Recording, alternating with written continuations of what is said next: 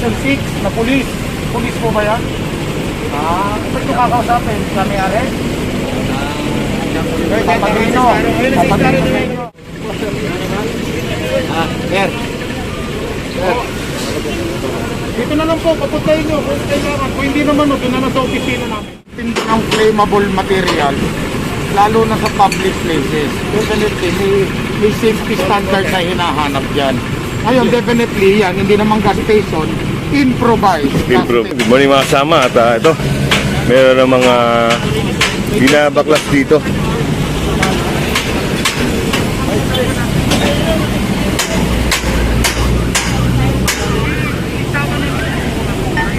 At ito pala yung nagtitinda ng gasolina.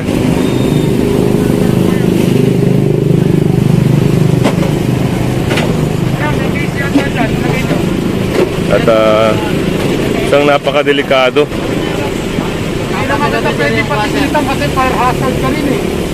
Delikado po yan eh. Hindi sa akin yung fire extinguisher ka, hindi kayo dapat dito nagtatayo ng gasolinahan.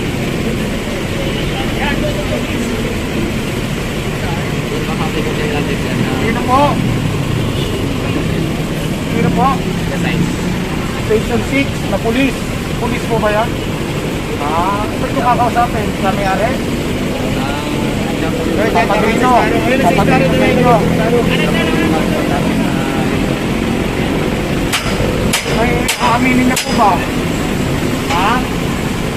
Aaminin po ba niya? Sinong pulis po yun? Langdek? Langdek sa apelito? Yung kalayan. Ano apelito niya? Anong apelito ng Langdek?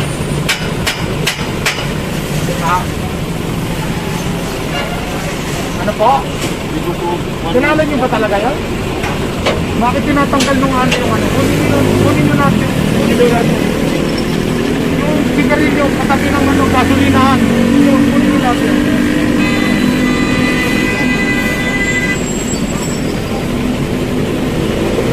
Nakakarga ko na muna natin ito. Lagay mo dyan sa styro. At yun, parang Kapatay mo rito. Ang hirap makipag-usap sa cellphone. tinatawagan ni Kuya, no, yung may sinasabi siyang pangalan. Taga Station 6.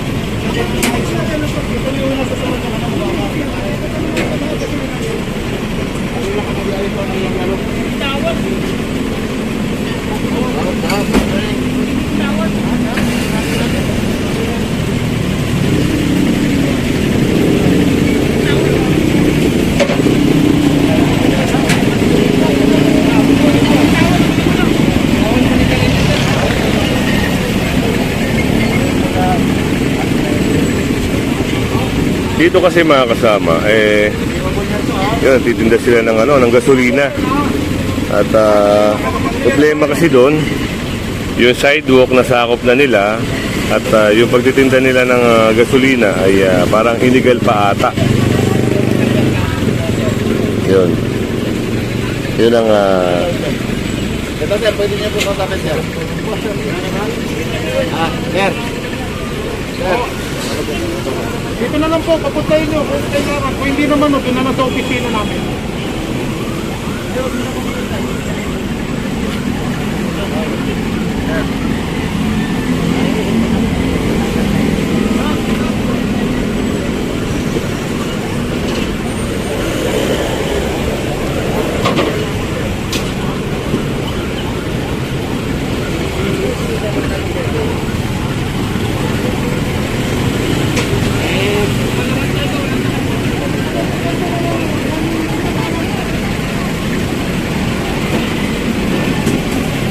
po ay napakaraming gasolina, no? Na alam naman natin na sa isang iglap pwedeng mag-cause ng fire.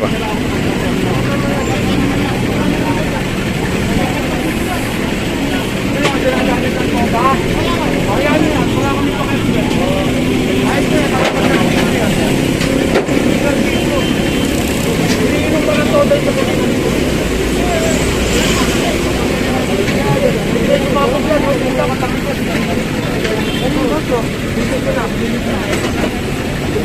na.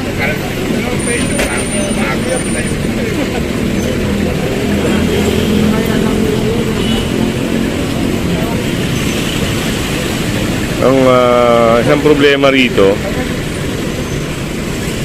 ay Tama, trabaho lang po namin po. Tama naman po. Kasi illegal naman yung ginagawa ninyo, ha? Dapat nga, pulisan ang uhuli sa inyo. ayun, naglabasan na yung ano, no?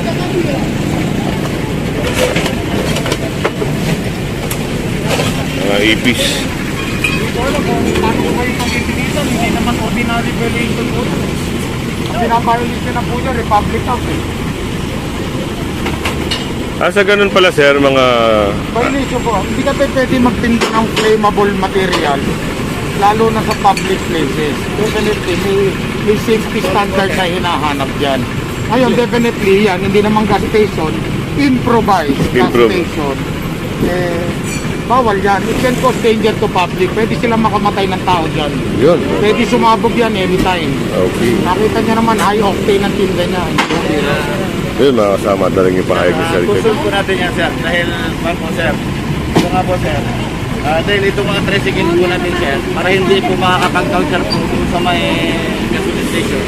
Sila na kami dito ng pagganyan. Illegal nga po yan, illegal. Illegal po yan. Unang-una, hindi naman kayo authorized ng Department of Energy. Hindi naman kayo ino-authorize ng Department of Energy yan. Hindi nyo pwedeng lumabag sa batas. Batas po nilalabag yan. Tanggalin nyo lahat, pati yung tolda. Hindi kailangan ng tolda dyan. At pati ito ata, no? Alisin. Rantay nga ito, rantay.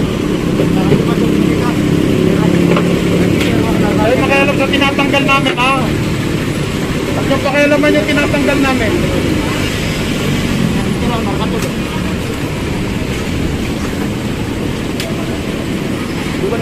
Kayo kumukuha ang kuryente eh. Kuryente mo ng tuda ito, sir. Ha? Kuryente ng tuda. Kuryente pala ito ng Toda, mga kasama. Ito po, sir. Ito, sa tuda po ito, sir. Kaya lang hindi maalagay dito. Nilagay mo na po namin dito para pahinga ng mga driver po, sir. Totoo yan. Papahinga driver, para pag nagliyab yung gasolina mo, sabog lahat ng driver dito. Mawa naman kayo sa driver. Naghahanap buhay ng marangal, haluan niya ng bisan. At ayun, binabaklas ng mga kasama yung trapal, no? At pagkakalam natin dito, makukumpis ka rin yung ano, yung mga frame ng tent, yung parang itong tent na to. O, pindilit, tuloy niyo ng buo yan.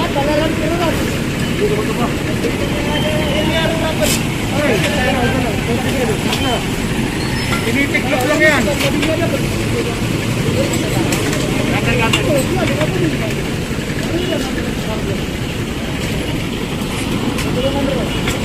Kaya malaki.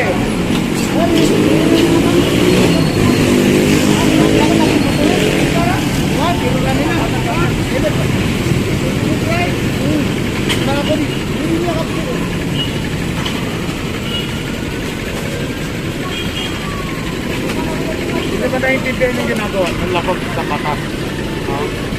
Pulis pa tinatawagan ninyo. Papuntahin nyo nga rito. Para sinapadadamputin natin kayo.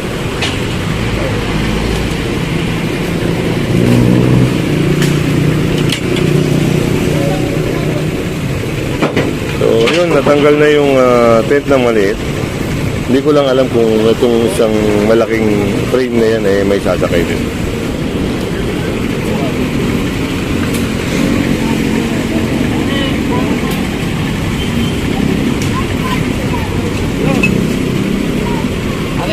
Kasi o, pakialaman na yan, kinukumpis ka na po namin yan. Ibigay ka po namin.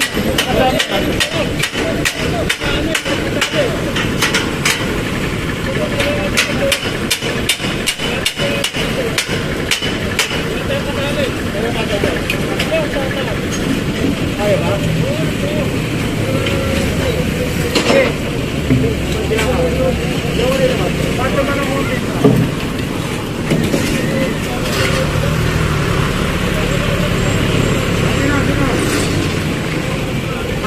At ito mga kasama, clear na yung ano, no, yung tent. At natanggal na rin yung mga gasolina. O, sabi na tulad. Dito. Ano na, tindahan ng ano? Ng gasolina. Ay, sabi namin yan. Pinagtitindahan ng gasolina yan, illegal. Labag sa batas po. Bawal yun. Pwede na yung magliyab lahat dito sa todo. Pero yung state voter, hindi po natin yun. Natulad na yan, sir. Yun na lang po, gusto nyo kunin sa opisina para may karga rin sa inyo yung problema dito. Oo. Sige po. At pero iniwan nung yung inuman nila mga kasama. Ito yung ginagamit nila para sa pag-inom nila rito. Ito yung mga tubig. Yung lang po ang nakumpiska, yung tent na ginagamit nila sa pagtitinda ng gasolina.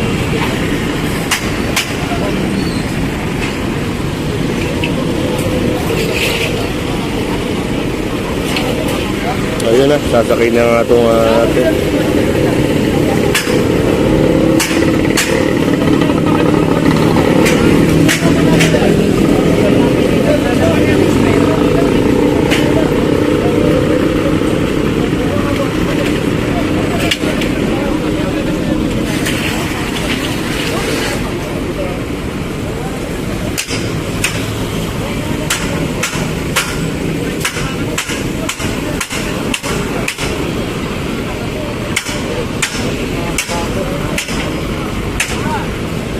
Ang laki ng ng puno rito.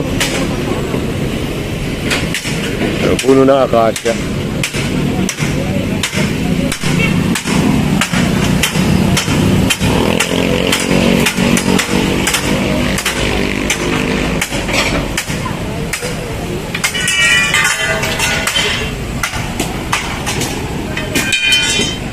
Yan mga kasama, at kung halimbawa nakumpiskahan kayo ng mga gamit, no? Pwede nyo puntahan sa may Ortigas. Doon nyo po pwede i-claim to.